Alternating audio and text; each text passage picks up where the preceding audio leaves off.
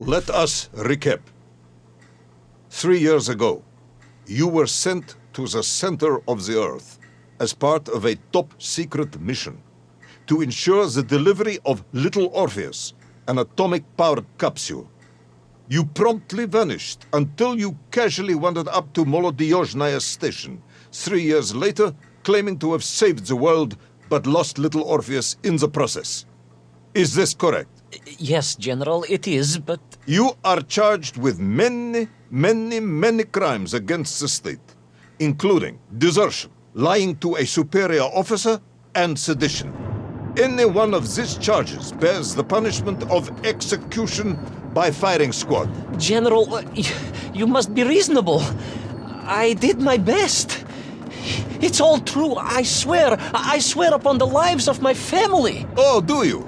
Auntie Marcia and Uncle Vanya, the traveling tinker and the pig dentist, or perhaps Cousin Pavel, the criminal mastermind with the unhealthy taste for eggs.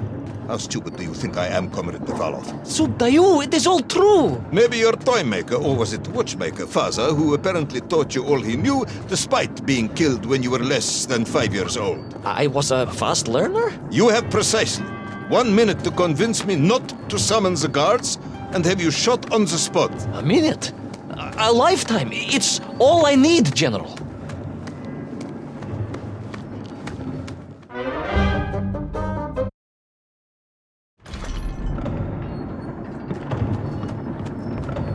I was astounded. My father, I told you, I think I told you, he was a toy maker, and he often played with clockwork parts. Tavarish. But this made all those childhood wonders pale into insignificance. And it was fortunate indeed that my uncle... Vanya, the pig dentist? No, my other uncle, Sasha, had taken me mountaineering in the Urals during my childhood, for it was only by scaling these giant mechanical parts that I would reach Little Orpheus. Yes, I had been thinking that it seems awfully convenient that you were such an accomplished climber. I don't, however, recall any mention of this Uncle Sasha in your file. He was a very private He was a man. very unlikely man. That was Uncle Sasha's blessing and his curse.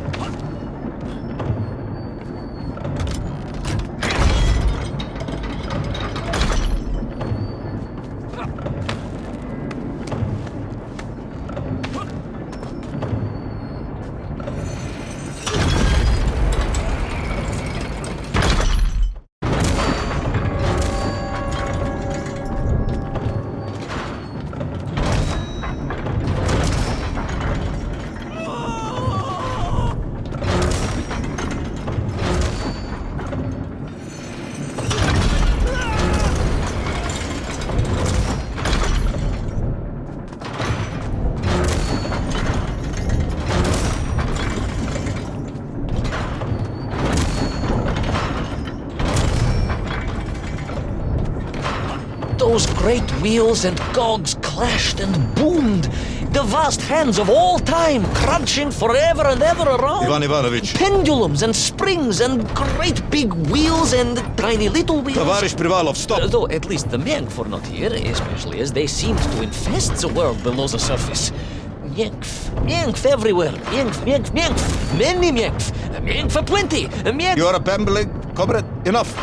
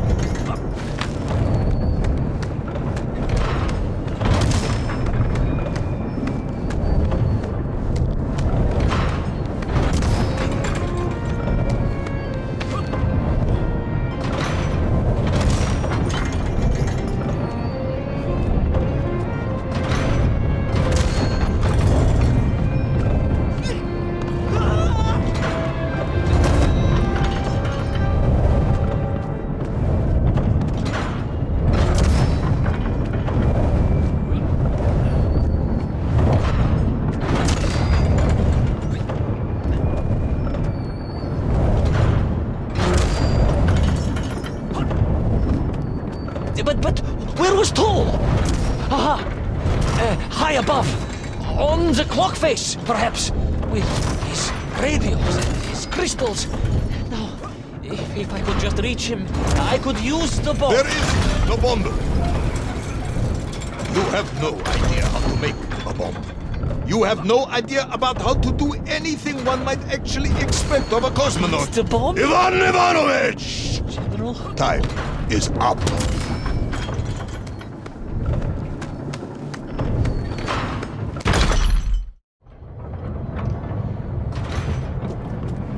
Stop talking, Tavarish.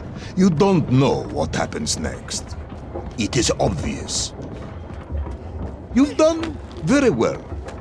I applaud you for your efforts and your story. It is a wonderful tale, Comrade Privalov. I have enjoyed it immensely. But every story needs an ending. And it is clear yours does not have one. I just need more time. I think that even if I gave you all the time in the world, it would not be enough.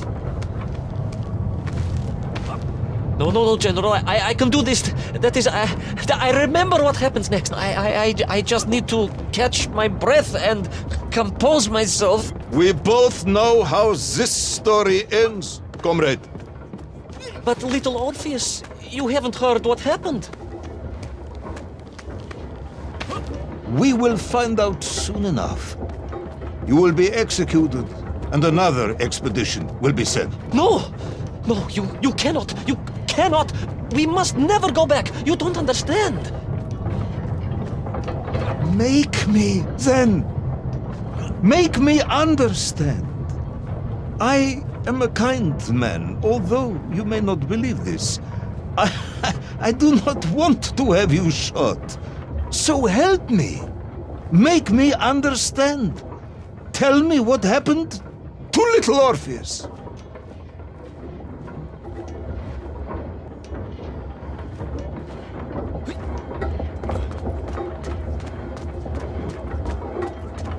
It was... Ivan Ivanovich? It was...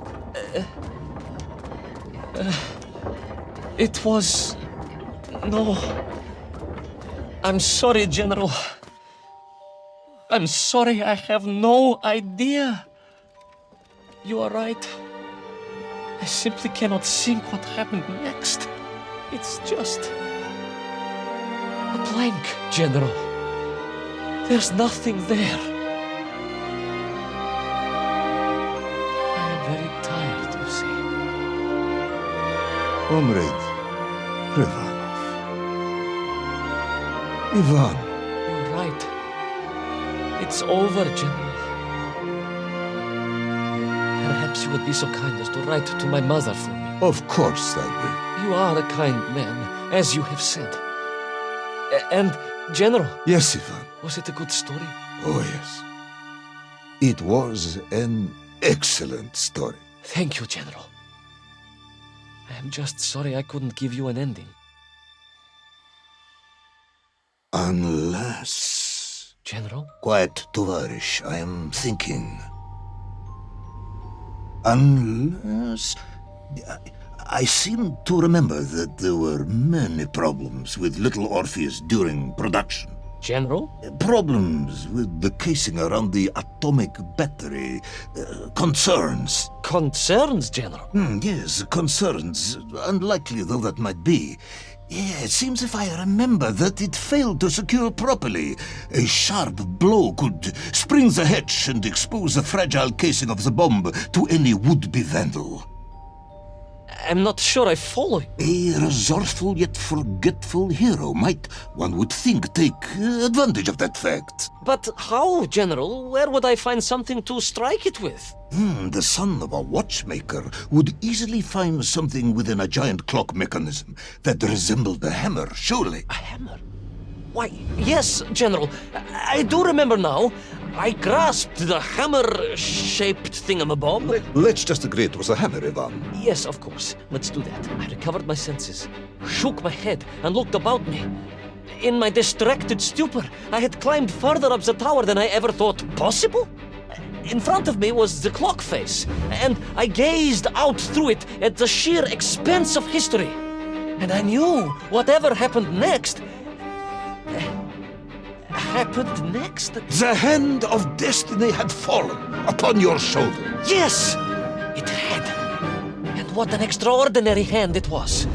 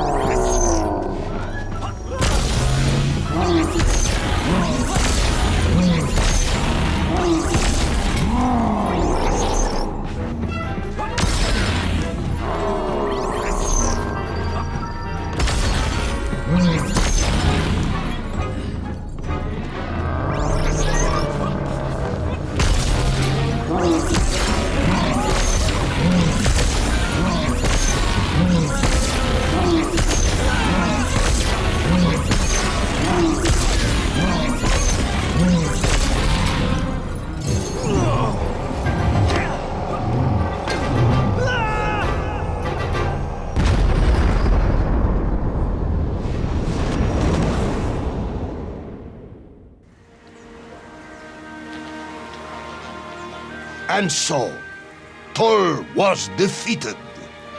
Little Orpheus destroyed, the bomb lost forever. Not just that, General.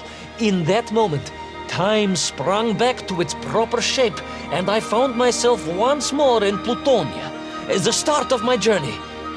But the wound in the interior sky was gone. The drill was gone. It was as if I had never been here. And they were nymph, free and happy, without the tyranny of Tol, free to pursue their simple lives. But we can never go back? Never, General. One drill, one metal sphere, one lone cosmonaut was nearly enough to destroy time and unleash the tyrant Tol upon our world. Who would think an innocuous beeping radio housed in a ball of metal could change the world so dramatically? Who indeed? But tell me, what of you? And what of your return to the surface? I stayed amongst the Myenk for as long as I could. But I came to realize they had begun to worship me as a king. No, General. I am a good socialist and could not allow this workers' paradise to become corrupted.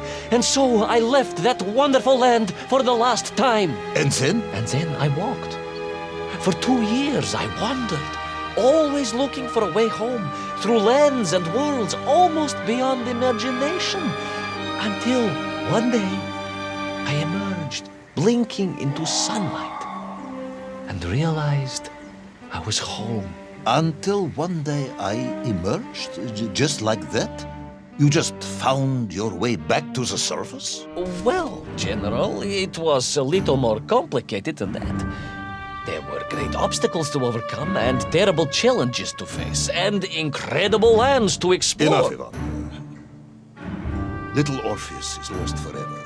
The interior is sealed. You have returned with a story of socialism, triumphing over incredible odds. It is, as I said, enough for one night. Enough for my report, at least. General, if I may... Comrade Ivan Ivanovich Privalov, you are found guilty of all charges brought against you and sentenced to execution by firing squad.